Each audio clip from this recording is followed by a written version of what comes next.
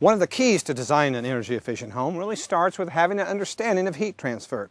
First of all, heat always goes from warmer areas to colder areas. In the winter months, the heat inside our home wants to naturally go to the colder outdoors. In the summer months, the warmer outdoor air naturally wants to move to the cooler indoors because we air condition.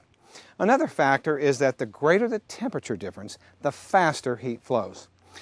Heat basically is transferred in three basic mechanisms. The first one is conduction. That's basically when you touch something and it feels warm, that's conducting that heat from that object to your hand, for example. The second mechanism heat transfer is heat transfer by convection. Convection can be likened to when air infiltrates into your home, it pushes out the air that you paid to heat and cool. And warmer air, since it's more buoyant than cold air, has a tendency to rise, and we call that the stack effect. Another factor of heat transfer is called radiation. Radiation heat transfer happens like your warmer body wants to radiate heat to a colder surface. Or for example, if you're staying in the shade and you step into the sun, you immediately feel that radiant energy from the sun. Now we use low emissivity glass that's basically heat reflective to reject or reflect some of that heat from the sun. Or we use radiant barriers in our roofs so that the heat energy from the sun does not get re-radiated into the building envelope. That's how we control heat transfer by radiation. We control heat transfer by convection by using air infiltration barriers or air barriers around the outside of our house, because that stops the air from infiltrating in. And then thirdly, we use insulation to help stop heat transfer by conduction. So let's go inside and take a look at some insulation. What gives insulation good insulation properties is its ability to trap air. We measure insulation by R value. The greater the R value, the greater the resistance is to heat transfer. When we have lots of air pockets, that creates a resistance to heat transfer that increases the energy performance of our homes. Now, a typical insulation that we use in homes is, for example, fiberglass is one of the most common ones. This, for example, here is a friction fit bat. A typical stud bay, for example, is 14.5 inches wide. Well, this fiberglass bat would be about 14 5/8, just slightly wider, so it is held in place by friction. Another type of bat is what we would call a craft-backed insulation. This is where we have a asphalt-coated paper which acts as a vapor retarder, which is required by some building codes. The thicknesses of insulation that we have for 2x4 walls are basically 3.5 and 3 5/8. Now the R values vary based on the density or the amount of fiberglass that's in the bat. So for example, for 2x4 walls, we have R11 bats, we have R13 bats, and we have what we call a high density R15 bat. In 2x6 walls, we have R19 bats, and we have R21 bats. Now what's interesting about the R19 bat, it's actually 6.25 inches deep, but a 2x6 stud is only 5.5 inches. So really, when you take a 6.25 inch bat and you compress it to 5.5 inches, you really only get an R17.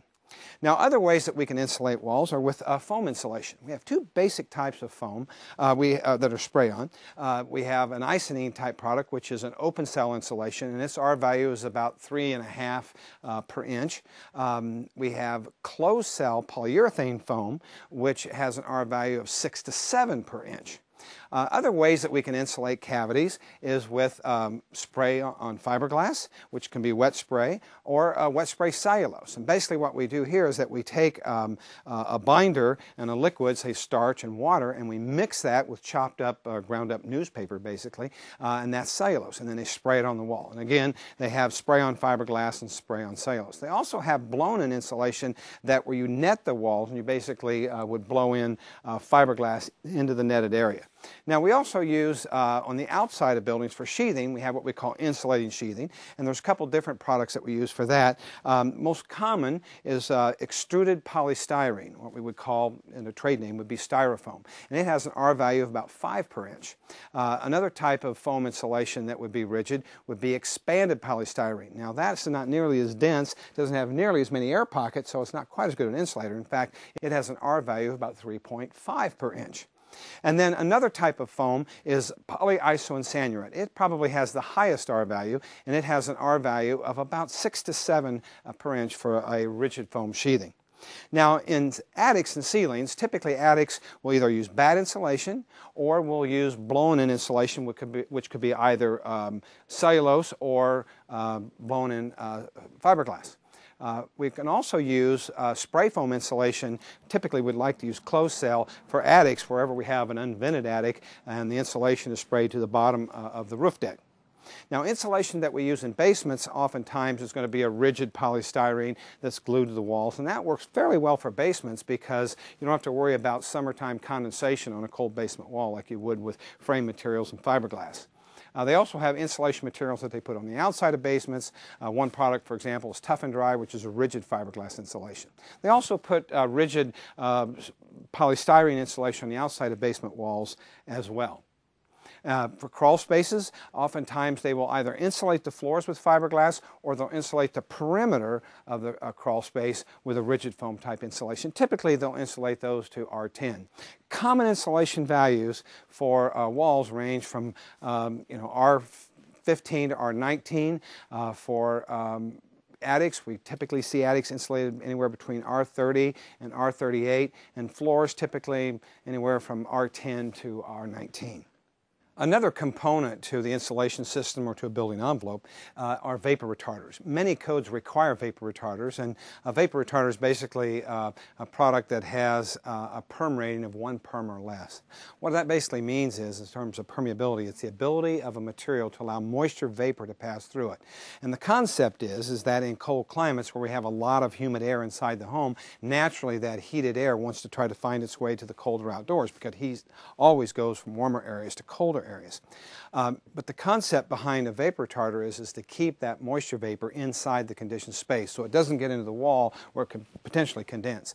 Now moisture vapor moves in and out of houses in 2 ways. One, on air currents. In other words, air contains moisture, and when that moisture moves from one location to another, it carries that air with it. That's why it's important that we foam and seal around all the penetrations, and why we use building wraps, for example, on the outside to stop that airflow. The second way that moisture vapor moves is by diffusion. That's the process of a material absorbing moisture and then drying to a drier environment. And of course, vapor retarders are designed to prevent that. Polyethylene vapor retarders, however, in some climates where we have cooling in the summer, can actually create a problem because moisture vapor from the outside that gets in the wall cavity can condense on the back of the poly and cause lots of problems. Now, what determines the level of insulations that we have in homes are basically climate zones. In the United States, we have 7 climate zones, 1 through 7, and the warmest climate would be climate 1, and the coldest climate would be climate zone 7. The whole process of really designing a good building enclosure or an energy efficient building envelope is to really create homes that are comfortable, durable, and energy efficient.